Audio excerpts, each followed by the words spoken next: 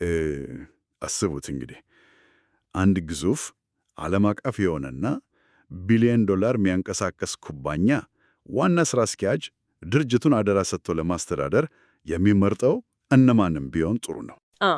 በተለመደው የቢዝነስ አሰራር ከሆነ ከፍተኛ የሥራ ልምድ ያላቸውን ባለሙያዎች ወይም ታላላቅ ዩኒቨርሲቲዎችን የጨረሱ ሰዎች ነው አይደል? አዎ ልክ ነሽ። ግን እዚህ ታሪክ ላይ በፍጹም እንደዛ አልሆነም። እሱ የመረጠው ምንም አይነት ትምህርት የሌላቸውን የቢዝነስ ዕውቀት ማይጠረቃቸውን ተራ አሳ አጥማጆች ነው። ዋው! ይሄ እኮ በቀጥታ ወደ ኪሳራ ነው የሚያመራው። ልክ ነው። ይባስ ብሎ ደግሞ ማለት ኩባንያው ትልቅ ፈተና ውስጥ በወደቀበት የችግር ጊዜ ጥሎት የሸሹ ሰዎችን ነው መልሶ የሾማቸው። ይህ ሁኔታ በየትኛውም የቢዝነስ መመዘኛ የማይሰራ ነው የሚመስለው። ነገሩ ግን የተገላቢጦሽ ሆኖ ያ ኩባንያ ከ2000 ዓመታት በኋላም ዛሬ ድረስ በስኬት እየሰራ ይገኛል። ታውቃለህ፣ ይህ እኮ የሰው ልጅ የዘመናት ታሪክ ያየው እጅግ አስገራሚው ፓራዶክስ ነው።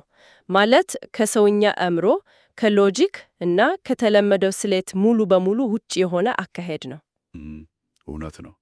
ዓለምን የለወጠው የክርስትና እምነት እና የሐዋርያት ተልእኮ የተገነባው በዚህ ፈጽሞ በማይጠበቅ የሰው ኃይል አስተዳደር ስልት ላይ ነው። እሺ፣ ይህንን ጉዳይ ደረጃ በደረጃ እንመልከተው። ዛሬ በጥልቅ ዳሰሳችን በቅርቡ ኢሲኤፍሲኤልኤ በተባለ የዩቱብ ቻናል ላይ የተላለፈውና ወንድም አላዛር ጌጣቸው ያቀረበውን የስኬታማ ተልእኮ ስብከት ነው የምንመረምረው። አዎ፣ በጣም ወቅታዊና ጠቃሚ ርዕስ ነው። እንግዲህ መነሻ ሐሳቡ ከሐዋርያት ሥራ ምዕራፍ 1 ላይ የተወሰደ ነው። ይህ ስብከት አንድ ተልእኮን እንዴት ዳግም ሕያው ማድረግ እና ስኬታማ መሆን እንደሚቻል የሚያሳይ ጥልቅ ሐሳብ ይዘዋል። እዚህ ላይ በጣም የሚገርመው ነገር የስብከቱ መክፈቻ ላይ የተነሳው የታሪክ ምሳሌ ነው። ቢሊ ግራሃም የሚባለው ታዋቂ ወንጌላዊ አሜሪካ፣ እንግሊዝ ሀገር ጉብኝት ሲያደርግ ጆን ዌስሊ ወደ ተባለው ታላቅ የሃይማኖት አባት የጸሎት ክፍል ሄዶ ነበረ። አዎ፣ ያችን የጸሎት ክፍል ታሪኳን ሰምቻለሁ። ልክ ነህ። በዚያ ክፍል ውስጥ ዌስሊ ዘወርት ይንበረከክበት ስለነበረ የረገፈ እና የጎደጎደ ምንጣፍ ነበረ እና ቢሊ ግራሃም ያንን ሲያይ ልክ እንደ ማንኛውም ጎብኚ ታሪኩን እንደ ሙዚየም ዕቃ አላደነቀም። ማለት ዝም ብሎ ፎቶ አንስቶ አላለፈም። በፍጹም።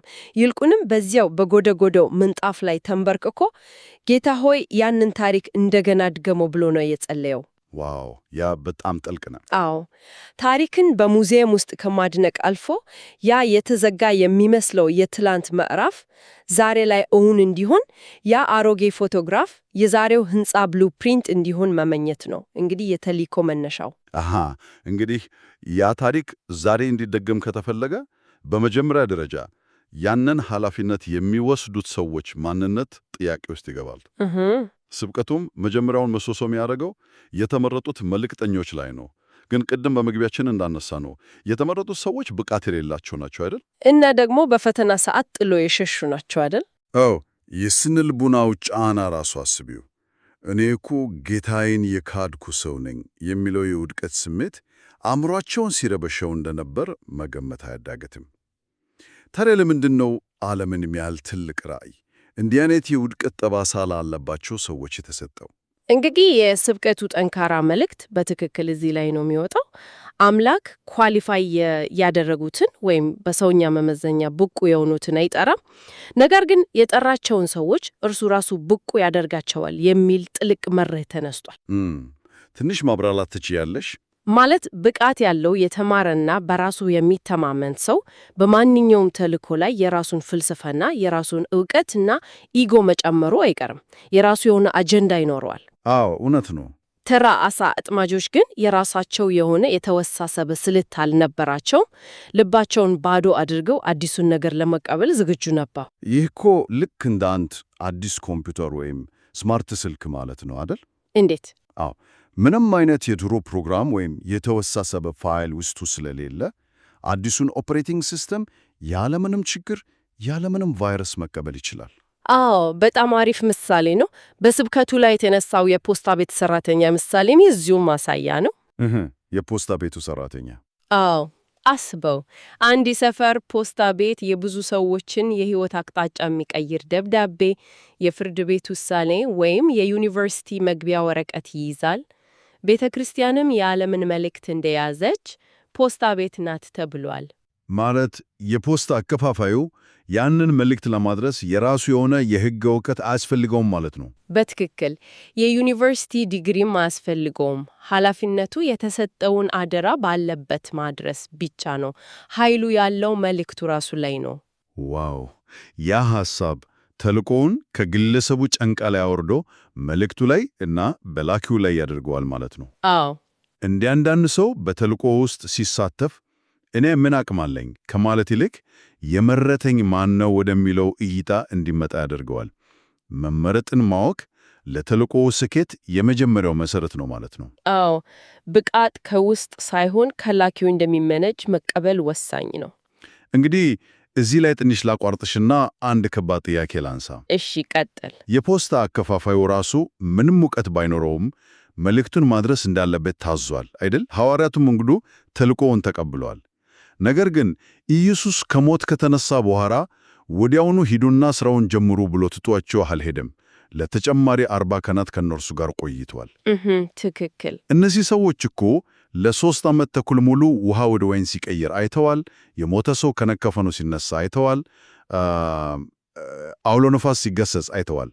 ያ ሁሉ ግዙፍ ተአምር ለምን በቂ ያልሆነ? በጣም ጥሩ ጥያቄ ነው። ያንን ያህል የአይን ምስክርነት እያላቸው ሌላ 40 ቀን ለምን አስፈለገ? ይህ እኮ በሰው ልጅ አእምሮ ሲታሰብ ከመጠን ያለፈ ማረጋገጫ መጠየቅ ይመስላል። አውቃለሁ። የሰው ልጅ ስነ ልቦና እና መንፈሳዊነት የሚሰራበትን መንገድ ስንመረምር የትላንትናው ድል ለዛሬው ፈተና ሁሌም በቂ እንደማይሆን እንረዳለን።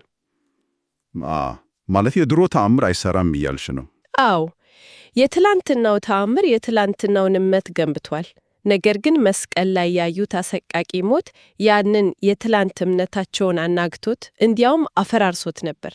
አሃ፣ ስለፈሩና ስለሸሹ ማለት ነው። በትክክል። ስለዚህ ተልእኮ በትላንት ትዝታ ላይ ሊገነባ አይችልም። አዲስና ትኩስ የሆነ አሁናዊ አብሮነት አስፈለገ። እነዚህ 40 ቀናት የትላንቱን ስህተት የሚያርሙበት፣ አዲሱን የማንነት ግንባታ የሚያካሂዱበት ነበሩ። ሃይማኖት ማለት የድሮ ታሪክን መተረክ ሳይሆን የዕለት ተዕለት ሕያው ግንኙነት መሆኑን የሚያሳዩበት ነበሩ። ነገሩ በጣም የሚስበው እዚህ ላይ ነው። በስብከቱ ላይ በዮሐንስ ወንጌል ምዕራፍ 4 የተቀጠሰችው የሳምራዊቷ ሴት ታሪክ ተነስቶ ነበር። ያ ታሪክ ይህንን አሁናዊ አብሮነት እንዴት ነው በተግባር የሚያሳየው? እንግዲህ ሂደቱን በዝርዝር እንመልከት። ሴትየዋ መጀመሪያ ውሃ ልትቀዳ ስትመጣ ኢየሱስን ያየችው እንደ አንድ ተራ አይሁዳዊ ነው። በዚያ ዘመን ደግሞ አይሁድና ሳምራውያን አይገባቡም አይደል? አዎ፣ እንደ ጠላት ነው የሚተያዩት። ልክ ነህ። ስለዚህ እንደ ባዕድ ወይም ጠላት ነው ያየችው። ነገር ግን ውይይቱ ሲቀጥል አብሮነቱ ጥቂት ደቂቃዎችን ሲጨምር እይታዋ ተቀየረ። ጌታ ሆይ አለችው፣ አክብሮት ታከለበት። አሁንም ቆይታው ሲቀጥል እና የሕይወቷን ሚስጥር ሲነግራት ነቢይ መሆኑን ተረዳች። በመጨረሻም ውይይቱ ወደ ጥልቀት ሲሄድ የዓለም አዳኝ የሆነው መሲህ መሆኑን አወቀች። ዋው! የንቃተ ሕሊናዋ እድገት ደረጃ በደረጃ ነው የመጣው። አዎ፣ ይህ እድገት የመጣው ከትላንት ታሪክ ሳይሆን በዚያ ቅጽበት ከነበራት አሁናዊ ቀጣይነት ያለው ውይይት እና ቆይታ ነው። የአሁናዊ አብሮነት ነው እንግዲህ ውሃ መቅዳቷን ትታ ማስሯን ጥላ መላው ከተማዋን ወደ እርሱ እንድታመጣ አደረጋት። ያ ማለት ተልእኮን የሚያንቀሳቅሰው ሞተር የትላንትናው ሪፖርት ወይም የድሮ ሰርቲፊኬት ሳይሆን የዛሬው ትኩስ ግንኙነት ነው ማለት ነው። በትክክል። አብዛኛው የሰው ልጅ በተፈጥሮ ትላንት ባገኘው ድል መኩራራት ይወዳል። ድሮ እንዲህ ነበርኩ፣ ድሮ እንዲያድግ ያለው እያለ ሙዚየም ይሰራል እንጂ ዛሬ ምን አዲስ አብሮነት አለኝ ብሎ አይጠይቅም። ታሪኳን እንደገለጽሽው የሳምራዊቷ ሴት ተልእኮ ስኬታማ የሆነው በዚያችው ቅጽበት በነበራት ሕያው ግንኙነት ነው። ልክ ነው። ዛሬ ላይ መኖር ያስፈልጋል።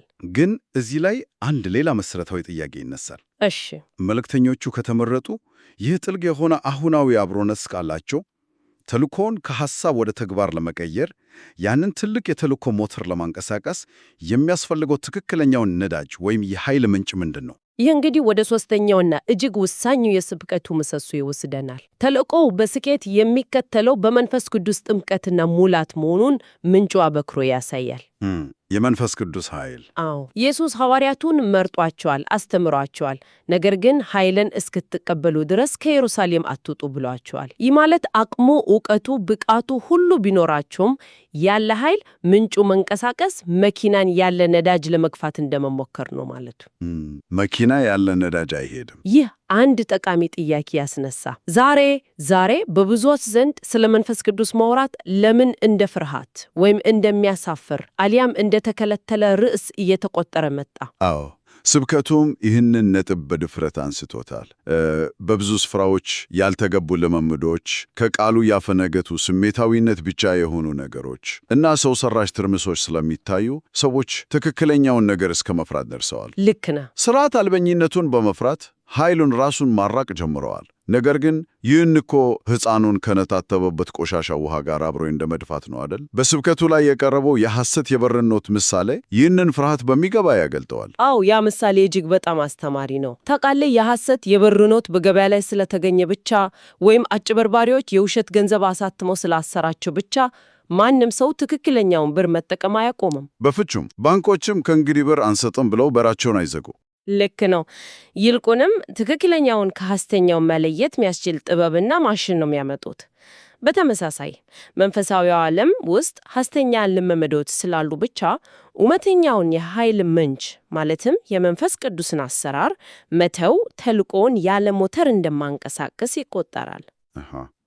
ይህን የኃይል ምንጭ ጉዳይ እኔ ደግሞ በእኛ ዘመን ካለ አንድ ሌላ ገላጭ ምሳሌ ጋር ላገናኘው። ጥልቅ የባህር ውስጥ ዳይቪንግ የሚያደርጉ ሰዎችን እናስብ። የባህር ውስጥ ዋነኞችን። አዎ እጅግ ዘመናዊ የሆነ ከፍተኛ ቴክኖሎጂ የተገጠመለት የባህር ውስጥ ልብስ ሊለብሱ ይችላሉ። ካሜራው፣ መገናኛው፣ የሙቀት መቆጣጠሪያው ሁሉ የተሟላ ነው። ነገር ግን ከውጭ ከውሃው በላይ ካለው መርከብ ጋር የሚያገናኛቸው የኦክሲጅን ቱቦ ከተቋረጠ ያ ሁሉ ቴክኖሎጂና ዝግጅት ትርጉም የለሽ ይሆናል። ዋው! ሕይወታቸው ራሱ አደጋ ላይ ይወድቃል። ልክ ነሽ። መንፈስ ቅዱስም ለተልእኮ ልክ እንደዚያ የኦክሲጅን ቱቦ ነው። ስልጠናው፣ መመረጡ፣ አብሮነቱ ሁሉ ቢኖርም ከዋናው የኃይል ምንጭ ጋር ካልተገናኙ በተልእኮ ባህር ውስጥ ለረጅም ጊዜ መቆየትና ውጤት ማምጣት አይቻልም። ያ ማነጻጸሪያ ነገሩን እጅግ ግልጽ ያደርገዋል። የቱንም ያህል ውጫዊ ዝግጅት ቢኖር ያለ አስተላላፊው የሕይወት ኃይል ስኬት የለም። በምንጫችን ላይ ይህንን ሐሳብ በተግባር ያሳየው የእስጢፋኖስ ታሪክ ተጠቅሷል። አዎ የእስጢፋኖስ ታሪክ። በእስጢፋኖስ ዘመን ሐዋርያት የቃሉን ትምህርትና የምግብ ማከፋፈሉን ሥራ ለይተው ነበር። የእስጢፋኖስ የሥራ ድርሻ ዲያቆን በመሆን ማዕድ ማገልገል ማለትም ምግብ ማከፋፈል ነበር። ምግብ ማከፋፈል እንግዲህ ተራ ሥራ ነው የሚመስለው። አዎ፣ ነገር ግን ታሪኩን ስናነብ እስጢፋኖስ ማዕድ በማገለል ብቻ አልተወሰነም። ታላላቅ ድንቆችን እና ታምራትን ያደርግ ነበር። እውነት ነው። መላውን የብሉይ ኪዳን ታሪክ ከሙሴ ጀምሮ እስከ ክርስቶስ ድረስ ሊቃውንትን በሚያስገርም ጥልቅ ጥበብ ያስተምር ነበር። ይህን ሁሉ ሊያደርግ የቻለው የተሰጠው ማዕረግ ስላስቻለው ሳይሆን መንፈስ ቅዱስን የተሞላ ሰው ስለነበር ነው። ዋው! ውስጡ የነበረው የኃይል ምንጭ ከተሰጠው ውጫዊ የሥራ ድርሻ በላይ ዓለምን የሚያናውጥ ተልዕኮ እንዲፈጽም አደረገው። ታዲያ ይሄ ሁሉ ሲጠቃለል ምን ማለት ነው? ለተልእኮ ስኬታማነት አስፈላጊ የሆኑት ሦስቱ መርሆች እጅግ ጥልቅ ትርጉም አላቸው። አንደኛ፣ ብቃታችንን ከራሳችን አቅም እና የትምህርት ደረጃ ጋር ብቻ አለማያያዝ፣ ለዓላማ መመረጣችንን አውቀን በላኪው መታመን። አዎ። ሁለተኛ፣ በትላንትና ታሪክ ድል እና ስኬት ላይ ከመንጠልጠል ይልቅ ዛሬ ላይ ትጉስ የሆነ አሁናዊ አብሮነትን መፍጠር እና ሦስተኛው ደግሞ የቱንም ያህል ዝግጁ እና ቴክኖሎጂ የታጠቅን ብንሆንም ያለ ኃይል ምንጩ ማለትም ያለ መንፈስ ቅዱስ ኃይል መጓዝ እንደማንችል ተረድቶ ከምንጩ ጋር ቀጣይነት ያለው ግንኙነት ማድረግ። አዎ፣ በጣም አሪፍ ማጠቃለያ ነው። ይህ መርህ እኮ በሃይማኖታዊ ተልእኮ ብቻ ሳይሆን በማንኛውም የሕይወት ጉዞ ውስጥ ትልቅ ዓላማን ለማሳካት በሚደረግ ጥረት ውስጥ በቀጥታ ሊተገበር የሚችል ዩኒቨርሳል እውነት ነው። ልክ ነህ። ይህንን ከሰፋፊው ምስል ጋር ስናገናኘው ደግሞ በስብከቱ ማጠቃለያ ላይ የሚነሳ አንድ እጅግ የሚያስገርም እና አቅጣጫ ጠቋሚ ሐሳብ አለ። ምንድን ነው እሱ? ተልእኮ ከየት ይጀምራል የሚለው ነው። መጽሐፍ ቅዱስ በግልጽ እንደሚያስቀምጠው ሐዋርያቱ ተልእኮአቸውን መጀመር የነበረባቸው ከኢየሩሳሌም ነው። ለእነዚያ ስብከቱን በቀጥታ ለተከታተሉት አድማጮች እና ለተናጋሪው ያቺ ኢየሩሳሌም አሁን ያሉበት የሎስ አንጀለስ ከተማ ነች። እንግዲህ አብዛኛውን ጊዜ ታላላቅ ተልዕኮዎች፣ ዓለምን የሚቀይሩ ሥራዎች ሲታሰቡ ሩቅ አገር መሄድ፣ ድንበር ማቋረጥን ወይንም ትልቅ ጀብዱ መስራትን የሚጠይቁ ይመስለናል። አዎ፣ ሁልጊዜ አርቀን ነው የምናየው አይደል? ልክ ነሽ። ዓይናችን ሁልጊዜ ከሩቅ ስፍራ ላይ ነው የሚያርፈው። በትክክል። ነገር ግን ምናልባት እጅግ ወሳኙና ዓለምን የሚቀይረው ታላቁ ተልእኮ የሚጀምረው ዛሬ እዚህ ቆመንበት ካለው ስፍራ ከራሳችን ኢየሩሳሌም ቢሆንስ? ዋው! ታሪክን ለመድገም የቢሊ ግርሃምን ጸሎት እውን ለማድረግ መጀመሪያ የቆሙበትን ስፍራ ማወቅ ግብ ይላል። ይህ እጅግ ጥልቅ የሆነ የመጨረሻ ሐሳብ ነው። ዓለምን ለመቀየር ባህር ማቋረጥ ላያስፈልግ ይችላል። አዎ፣ በጭራሽ።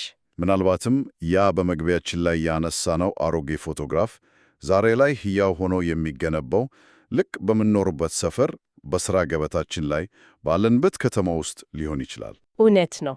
ይችን የራስ የሆነች ኢየሩሳሌምንም የማግኘት እና የማስተዋል ጉዳይ ለሁላችንም ለቀጣይ ጥልቅ ማሰላሰል የሚጋብዝ ነው። እንግዲህ የዛሬው ጥልቅ ዳሰሳችን ይህንን ይመስል ነበር። በሌላ ርዕስ እስከምንገናኝ ድረስ መልካም ጊዜ። መልካም ጊዜ።